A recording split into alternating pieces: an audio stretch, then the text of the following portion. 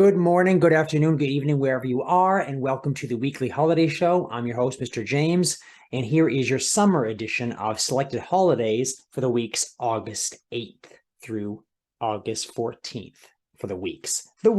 Basically the week. How is everyone doing? It's summer. It's kind of warm, although the nights are going to start to cool off, and I'm liking that. I really love the fall.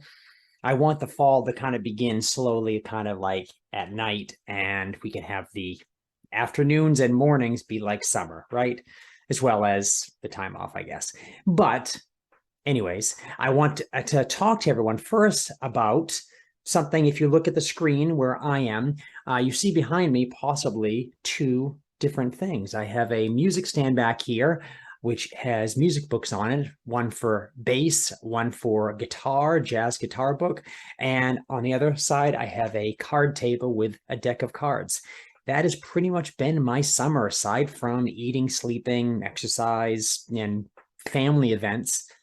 That's pretty much what I've been doing, practicing music, doing what I have to do for shows and such, and practicing some magic just to prepare for the school year coming up. Yeah, a few different things that I have to do every now and then. I love to surprise people as well as help them understand how their mind thinks. And that is why we have this show here. So let's start this off. Monday, we have Frozen Custard Day. Frozen custard. Do you like ice cream? If you like ice cream, you may like frozen custard. If you can't eat eggs, I would stay away from it, because it was in 1919, Coney Island, New York, that frozen custard was invented. And when these two brothers found out that if they put egg whites in with the ice cream they made, it was much thicker and more enjoyable. And that's what they basically did, because custard is basically eggs mixed with cream. And yeah, frozen custard was born. If you haven't had frozen custard, it's kind of like a really, really thick, creamy tasting ice cream, basically. And French vanilla, if you ever had that flavor, the French part of it basically is that it has eggs in it. That probably gives it also that sort of yellowish look. But anyways, eggs have been added to different recipes for a very, very long time. And it's not surprising that they make meringues, which are desserts with egg whites, that they would decide to add it to an ice cream eventually. So 1919 though. So anyways, Tuesday, we have Book Lovers Day. Hey, that's me.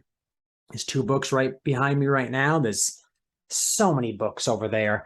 Yeah, I'm always reading books. I'm reading books that I have to follow step-by-step instructions how to do something. I'm looking at books to follow when I'm playing music. I'm reading books for just pleasure.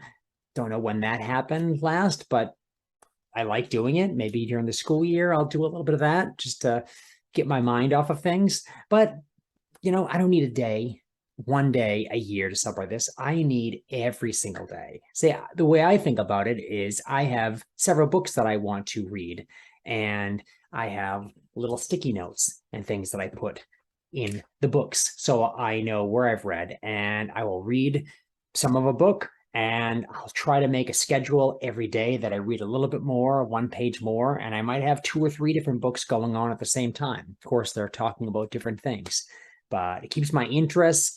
And if I ever go someplace and I'm playing music and there's some downtime, the book comes up. And it doesn't mean you have to have a physical book. It always can be a book on a tablet or such, but physical books, I tend to like those as well. I just like the feel of it and getting through a book and being able to close it and go, I know what's inside of you. I know your contents, and I don't have to revisit you for a while. Unless you forget, but then I can always go there and it's there. So anyways, if you love books, go to a library, support your local library. They're amazing. They all are. So Wednesday, we have S'mores Day. I believe I talked about this actually last year. And I really like this little Bitmoji with me holding a giant marshmallow saying, hi, cutie. Yeah. So s'mores were invented, I believe, or at least written about the recipe from the Girl Scouts, 1925. And they call them some mores, which means like, give me some more. It's so delicious. And it just got shortened to s'mores, that S little apostrophe mores. So if you like s'mores, here's a simple recipe, right? If you don't know what they are, here it is. Here's a simple recipe and ways to maybe possibly to make it better. Graham cracker, right? Graham cracker, marshmallow, chocolate.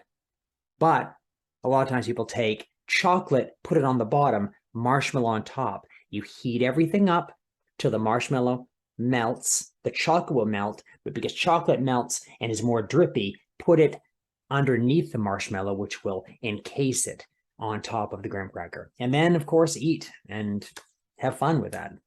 Now, if you have a problem keeping everything on, you're doing this over a campfire, peanut butter will hold the chocolate on. And peanut butter and chocolate tastes really good. You can do any other nut butter or seed butter, but then marshmallow on top, there you go. Maybe you don't want to have an actual marshmallow. You want to use some sort of thing like Fluffernutter, which is like a spreadable marshmallow. Pretty simple. Then I would probably take graham cracker, spreadable Fluffernutter, chocolate on top. There you go. Maybe add another graham cracker on top, make a sandwich. Just giving you ideas. If you haven't had s'mores yet, I'm sure they're probably selling them at a local grocery store. If not, take those ingredients and run with it. Even a cracker that's not a graham cracker could work. Anyways, Thursday, we have son and daughter day, son and daughter, siblings, right? And this is for parents to reflect on their sons and their daughters, their children. But I think it's also for sons and daughters to reflect on each other, saying, hey, we're siblings and we've got to make things work together in this family. We got to be a team and, be together, help each other out. If you have siblings that don't live with you right now, or, you've kind of grown apart, maybe this is the day to kind of call them up, say, hey, how are you doing? I know we've had Brothers' Days and Sisters' Day, but at the same time, calling parents, just include everything in. Any day that has to do with family, include all the family. I mean, it's one of these things you want to all come together, right? That's what this show's all about. So Friday, we have Vinyl Record Day. Vinyl records. Now, I got a little cheat sheet here, but 1877, Edison invented the phonograph. Possibly someone else could have as well at the same time. We always give Edison a lot of credit, but a lot of people invented things around the same time. It's just the person that got the patent filed that gets all the credit, right? But anyways, phonograph, kind of like a little metal thing on top of a wax cylinder. So wax, something you can push down in, and the little metal thing, kind of like a pin, would go around while the wax moves, and someone would talk into this big speaker, basically like a cone.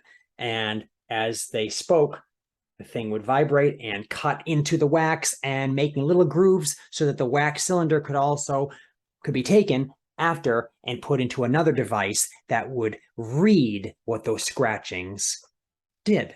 And it would be someone's voice they could hear. And that got better and better until they finally used vinyl, which is kind of like a plastic material, and records. They made vinyl records, which are those big, generally black discs that you put into a record player, a turntable, and you put a little needle on it and decide how fast it has to be, and it plays. And a lot of people still believe this is the best way to listen to music. Even though after that, we had different types of cassette tapes and 8-tracks, things that had magnetic ribbon on them. And we've had CDs. CDs are basically records with lasers. And now we have MP3s and all this electronic such stuff that basically we don't need to have something physical to put into a device anymore. We basically can have everything on a phone. But that doesn't mean it's the best quality. And having some music that you really love and being able to listen to it in the most highest fidelity, and that's a big word, but it just basically means the highest quality that you can, is pretty decent experience. Also listen to it in different ways is a good experience. So find some records. If you haven't tried that out, go to a record store and maybe they'll play you a record and see if you can notice the difference or see what a record might make the music sound better or not. So Saturday, we have left-handed day. This is my left hand. Anyways, left hand. I took the same Bitmoji I had last week for Frisbee Day or disc golf day because I'm throwing it left-handed. So that was pretty cool on my part. Sorry, guys, I have to get those little wins when I can. But left-handed day, 10% of the population of the world are southpaws. They call people that are left-handed. I am right-handed, but I do play so much music with different instruments that my left hand works just kind of like my right hand. And I've asked people before if they could tell me what's my dominant hand. And they can't when they see me play music because they go, oh, it's this hand. Whatever hand they see working really fast. And yet both hands can work pretty much the same speed. My right hand's a little bit better, and I can write with my right hand. My left hand, I haven't practiced. So it looks really bad. But if you're left-handed, hey, the world is still yours as well as everyone else's. And there's certain things made specifically for left-handed people, and that's great. And the thing is, I don't like categories, so left or right hand, it doesn't really matter. It's just one of those things that happens. And guess what? You can train either side to be amazing. I suggest everybody train with some cards, do some cardistry stuff that's really amazing, buy some trainers like these, which are just simple little 4 to 7 card decks, and do some displays and things where you like make them move around your fingers. It's pretty amazing. And do stuff like that with both hands, or also juggle. Just work your hands, fine motor skills. It's going to help you out. Last Sunday, we have Creamsicle Day. Creamsicle, what is that flavor? Well, 1905, Frank Epson, 11 years old, created the popsicle. Actually, he called it the Epsicle. His name's Epsicle, but he later called it popsicle. He basically took some soda, I guess they had powdered soda, and he mixed it with some water, and it had a stick on it, but it was cold, and it got left out, and he lifted it up, and it was like frozen soda on a stick. And he's like, oh, this is delicious and amazing. We should do more of this. And they did. Creamsicle was basically taking, vanilla cream flavors like an ice cream flavor and mix it with citrus and combine together. Wow, amazing. And the creamsicle is basically like a popsicle with, the vanilla ice cream inside and the citrus outside. I remember having those a long time ago. I think Hood is the company that makes those, but there's many other different companies right now that make that. So try a creamsicle, try a popsicle. Generally, if it's hot out, have something cool yourself down, drink lots of water, constantly drinking water. You need it. You need to cool yourself down, swim, do what you can, enjoy the summer, get ready for some cooler nights, and get ready for school to begin in a few weeks. Don't want to mention that for anybody, but yeah. And as always, keep celebrating.